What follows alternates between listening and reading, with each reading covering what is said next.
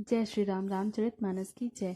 मनोवांछित वस्तु देने में श्रेष्ठ कल्पवृक्ष के समान और सेवा करने में हरिहर के समान सुलभ और सुख देने वाले हैं। सुकवि रूपी शरद ऋतु के मन रूपी आकाश को सुशोभित करने के लिए तारागढ़ के समान और श्री राम जी के भक्तों के तो जीवन धन ही है। संपूर्ण पुण्यों के फल महान भोगों के समान है। जगत का छल रहित हित करने में साधु संतों के समान है। सेवकों के मन रूपी मानसरोवर के लिए हंस के समान और पवित्र करने के में गंगा जी की तरंग मालाओं के समान है। श्री राम जी के गुणों के समूह कुमार्ग कुतर्क कुचाल और कलयुग के कपट दंभ और पाखंड के जलाने के लिए वैसे ही हैं जैसे ईंधन के लिए प्रचंड अग्नि।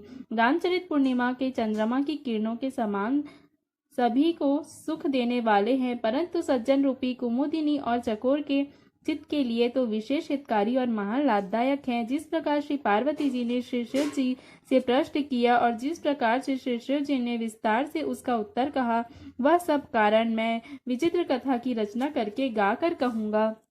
जिसने यह कथा पहले ना सुनी हो और वह इसे सुनकर आश्चर्य ना करे, जो ज्ञानी इस विचित्र कथा को सुनते हैं वे यह जानकर आश्चर्य नहीं करते संसार में राम कथा की कोई सीमा नहीं है। उनके मन में ऐसा विश्वास रहता है कि अनेक प्रकार से श्री रामचंद्र जी के अवतार हुए हैं और 100 करोड़ तथा अपार रामायण है।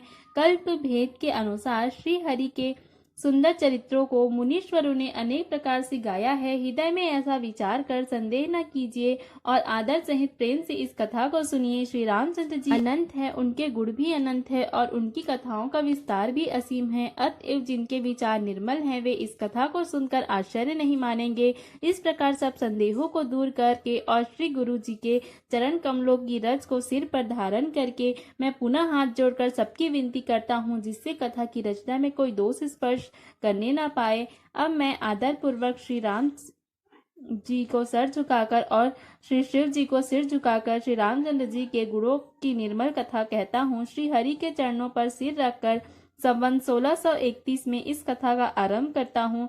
चैत्र मास की 9वीं तिथि मंगलवार को श्री अयोध्या जी में यह चरित्र प्रकाशित हुआ। जिस दिन श्री रामचंद्र जी का जन्म होता है, वेद कहते हैं कि उस दिन सारे तीर्थ वहां अर्थात श्री अयोध्या जी में चले आते हैं। असुर, नाग, पक्षी, मनुष्य, मुनि और देवता सब अयोध्या जी में आकर श्री रघुनाथ जी की सेवा करते हैं। बुद्धिमान लोग राम जन्म का महोत्सव मनाते हैं और श्री रामचंद्र जी की सुंदर कीर्ति का गान करते हैं। सज्जनों ने बहुत से समूह उस दिन श्री सरयू जी के पवित्र जल में स्नान करते हैं और हृदय में सुंदर श्याम शरीर श्री रघुनाथ जी का ध्यान करके उनके नाम का जप करते हैं। वेद पुराण कहते हैं कि श्री सरयू जी का दर्शन, स्पर्श, स्नान और जलपान पापों को हरता है। यह नदी बड़ी ही पवित्र है, इसकी महिमा अनंत है, जिसे विमल बुद्धि वाली सरस्वती जी भी नहीं कह सकती। यह शोभायमान अयोध्यापुरी श्री रामचंद्र जी के परम धाम को देने वाली है, सब लोकों में प्रसिद्ध है और अत्यंत पवित्र है। जगत में 4 खानी अर्थात प्रकार के अनंत जीव हैं। इनमें से जो कोई भी अयोध्या जी में शरीर छोड़ते हैं वे फिर संसार में नहीं आते, अर्थात जन्म मृत्यु के चक्कर से छूटकर भगवान के परम धाम में निवास करते हैं। इस अयोध्यापुरी को सब प्रकार से मनोहर, सब सिद्धियों को देने वाली और कल्याण की खान समझकर मैंने इस निर्मल कथा का आरंभ किया, जिसके सुनने से काम, क्रोध, मद और दम नष्ट हो जाते हैं। इसका नाम रामचरितमानस है, जिसके कानों में सुनते ही शांति मिलती है। मन रूपी हाथी विषय रूपी दानावल में जल रहा है, वह यदि इस रामचरितमानस रूपी सरोवर में आ पड़े तो सुखी हो जाए। यह रामचरितमानस मुनियों का प्रिय है। इस सुहावने और पवित्र मानस की शिव जी ने रचना की है। यह तीनों प्रकार से दोषों, दुखों और दरिद्रताओं को तथा कलयुग की कुचालों और सब पापों का नाश करने वाला है। श्री शंकर जी ने इसको रचकर अपने मन में रखा था और सुअवसर पाकर पार्वती जी से कहा। इसी से शंकर जी ने इसको अपने हृदय में देखकर और प्रसन्न होकर इसका सुंदर रामचरितमानस नाम रखा। मैं उसी सुख देने वाली सुहावनी राम कथा को कहता हूँ। हे सज्जनों, आदर पूर्वक ध्यान लगाकर इसे सुनिए। यह रामचरितमानस जैसा है, जिस प्रकार बना है और जिस हेतु से जगत में इसका प्रचार हुआ है, अब वही सब कथा मैं श्री उमा महेश्वर का स्मरण करके कहता हूँ।